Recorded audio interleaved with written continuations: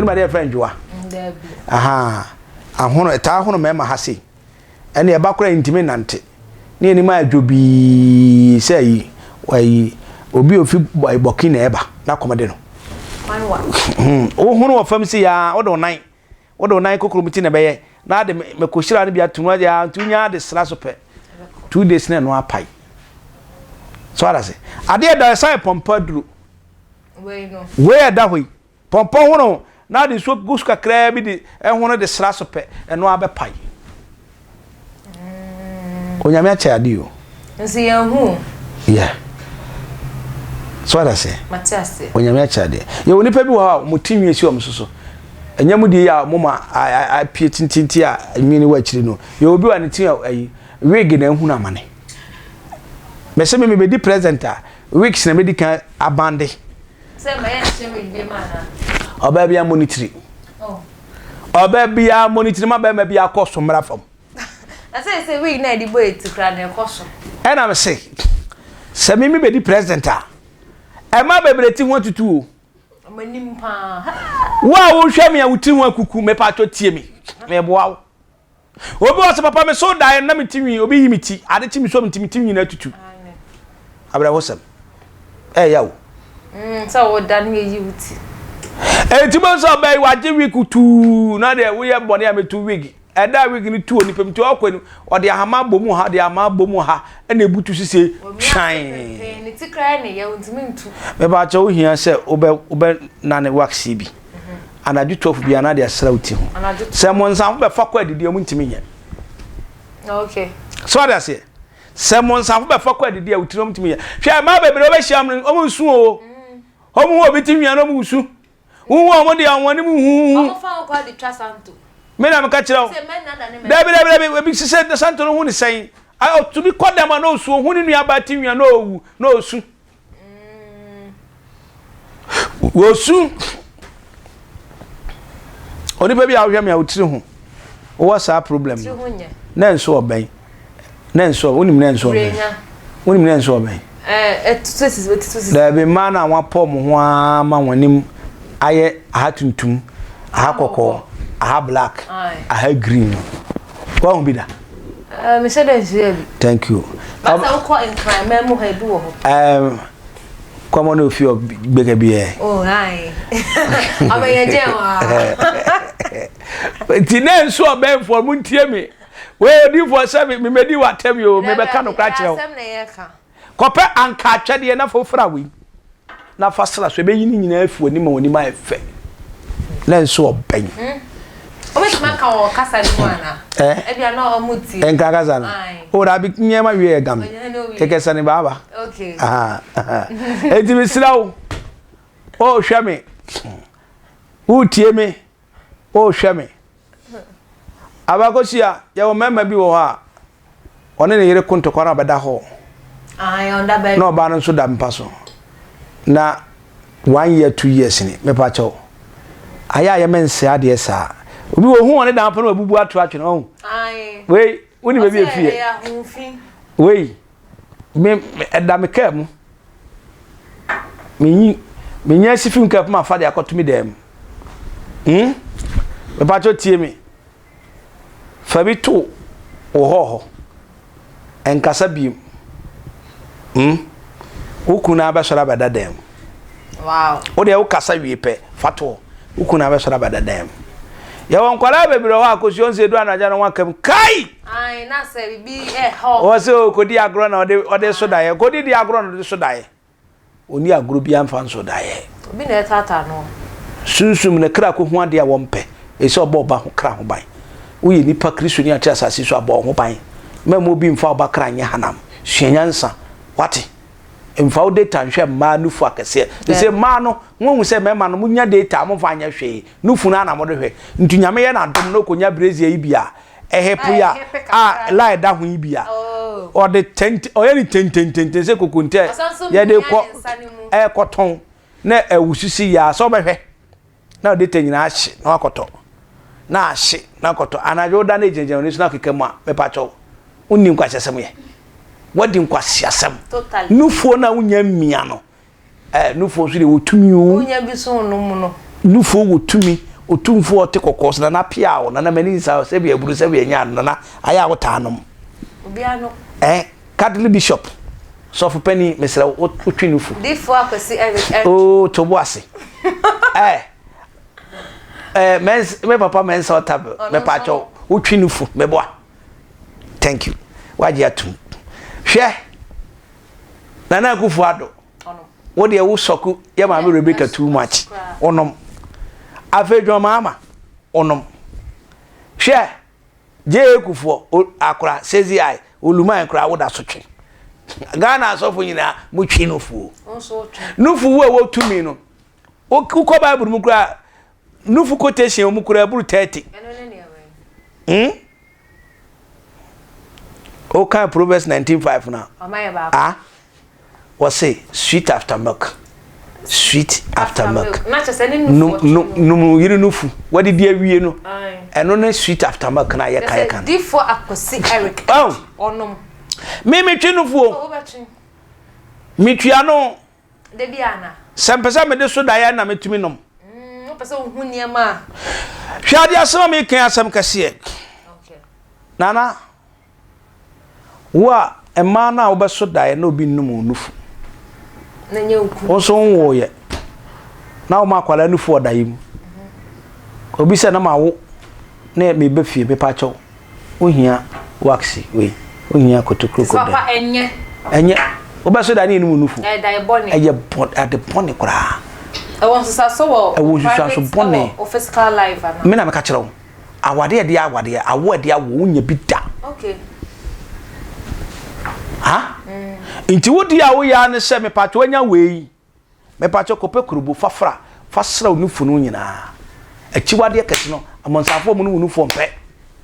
nti ye ma bebre wo nufu aye katikati yare nko a na no da koma doctor no emi fe wo che no emi fe araja no emi fe araja no emi fe onya be ma no wesuma ma no edu anajo no obi abe romance nufu no e pacho kope we na kope kurubu kan kurubu ye duhwam fakam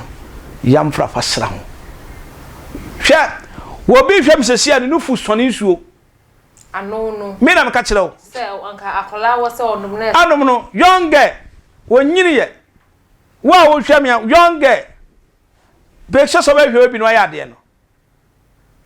enti ne nufu no atepepa no de ahya no me de me na matudwa afre me eya awragu se enye obi anabo brazil keke lebi nufu ni sone woni nufu e sone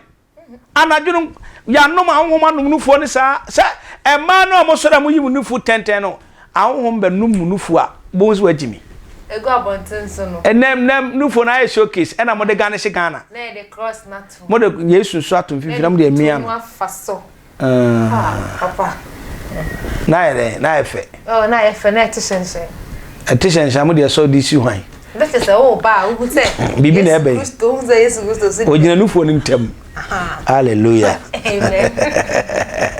already who ya bobo obi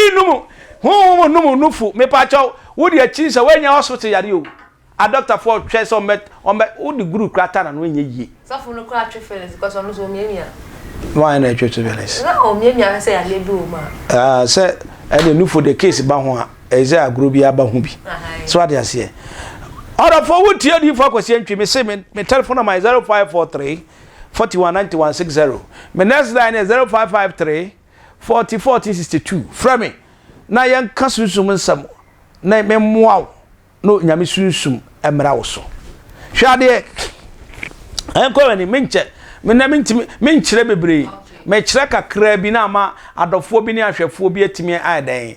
apagya awusunsum ya wonkwala bi ho a omo koskuni ya mom ho ban no akofa yare de abafi ma me ne be kosa enko be ba chaw odi abaye ni obepa brode ahaban apem de no ahaban na de ade atunsum no ma na gina so adware yen sa afasa ya apem ahaban ya na de atunsum ma na adware na hwese akwada na tade a wa hya ye fin no odi ade beto so ada se na waptumi ama na ye hero ama na ye so dynamic na aboa nipa bia o system mo ye won kwara bi o mko school aboa o hu ade da pa by tina fa buku na wu o hu da bon class enye bon no abo ye yi adwene no nti o to be o ka hwekora enko onyame sunsum pe na betima ye fodi fa kwese ntweme de we na beboa yen ka se beti ahwe da me de we na eboa afa koso ye enko anim wa won se Ghana for asodin na sese ye papa da mpare o se ye menkeka se we besi ha ena wakan no atum ena ne ye koso so atese wakosua wo kwa yi ase wo kwaji nchia wo awon different abehia nipa different abehia me pa chop we kakra fato wataso ukotukum na ehye ho what ase na de nyinya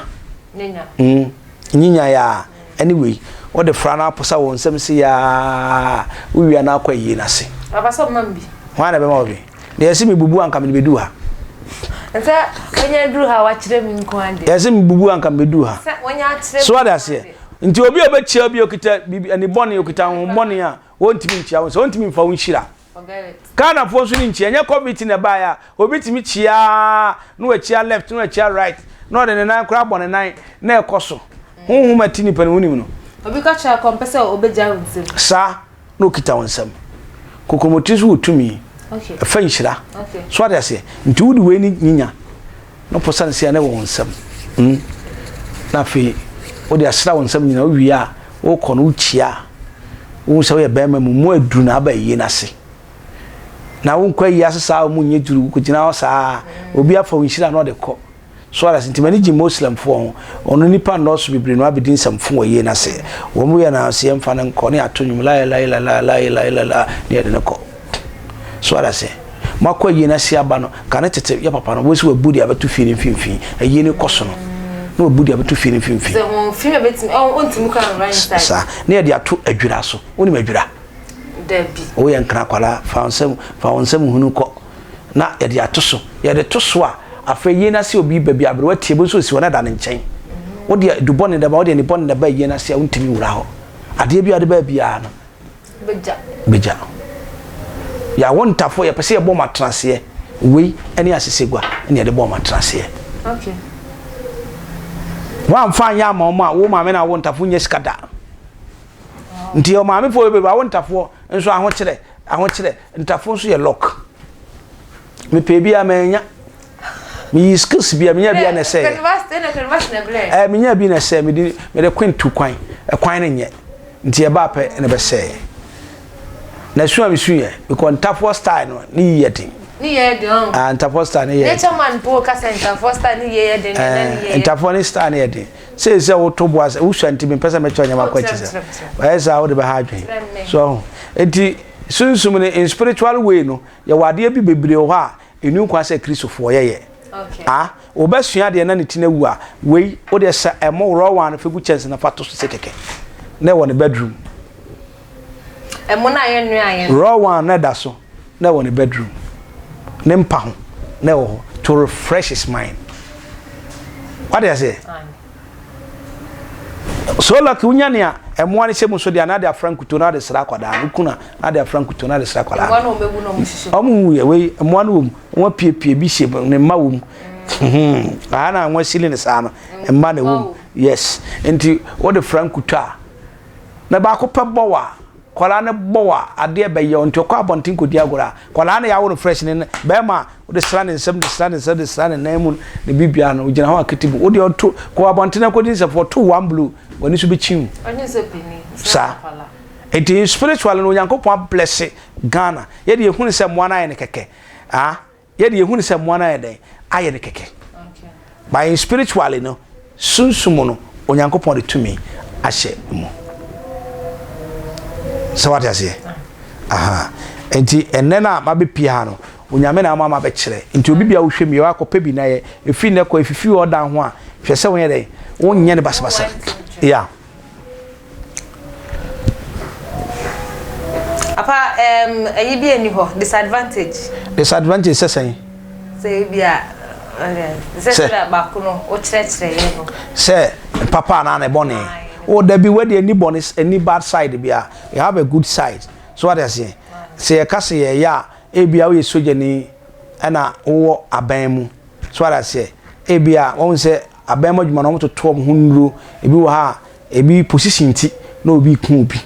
so what I say position ti we ne yes anajo ye pe wadura eye mono ye pe wadura eye mono ye nwa ba mu da na de atum na de aduru haban mi be kan de o nipa ne frame a ya me kire no eno confidential eno no obi de aduru ma asamoa we no mo we mu na baba ba hwe nipa no emwa no mo empenana ewo mu kutukuro do na ewo mu no ombekọ nipa na wo de aduru ba nipa no so se wa prepare no nti ombe lash kama ama wonim nyina ho be wa man to hye nipa na mo tu cha ama no kasa ka wonsire me ametie se wo tram so de aduru kama ya me mo we nim na baba hwe ha ho we mo na ba hwe a moment you try me me se me baba hwe a we nim na baba hwe o ma ba hwe flat me de haban bi haban mienu bi ni sugar na me de aka ho anyway na me si o adura yan wo ma beda me wi a na me de afra na tesema na me dware me ho Ultimate so reporting because there be where they say police is someone. There be police is someone. Odi for kwasentwi. Me pe aha na abenya powerful spiritual talks. Enti ade bia nipa bia ye no. We ekitatumi. Okay. Enti se nipa ya they should be very careful. Owo hu bi ofi abu na fato.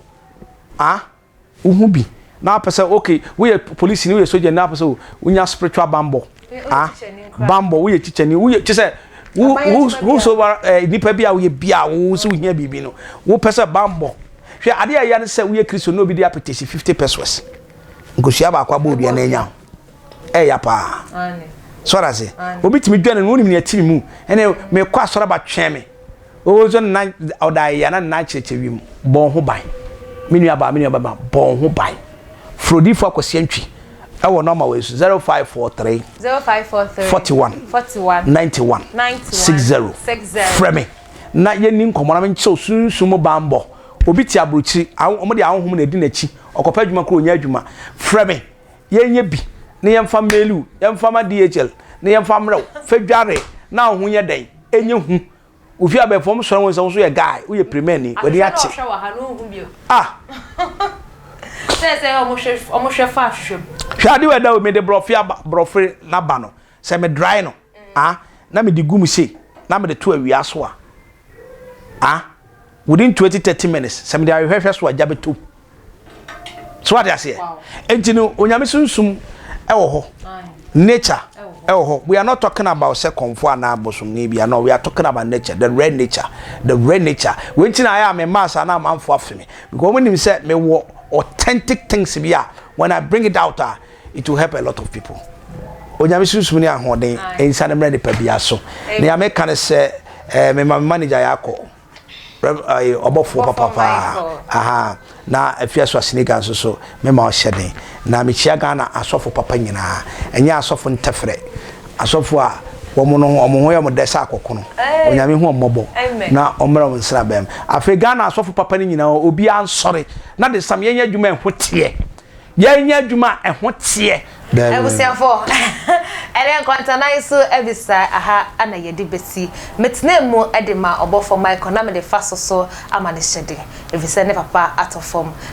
mfa attention TV force ni na so esanso edema ne hyede ene metne mu edema na so osanso ebeba ende aha ana yedi besi ma monisha moni yedas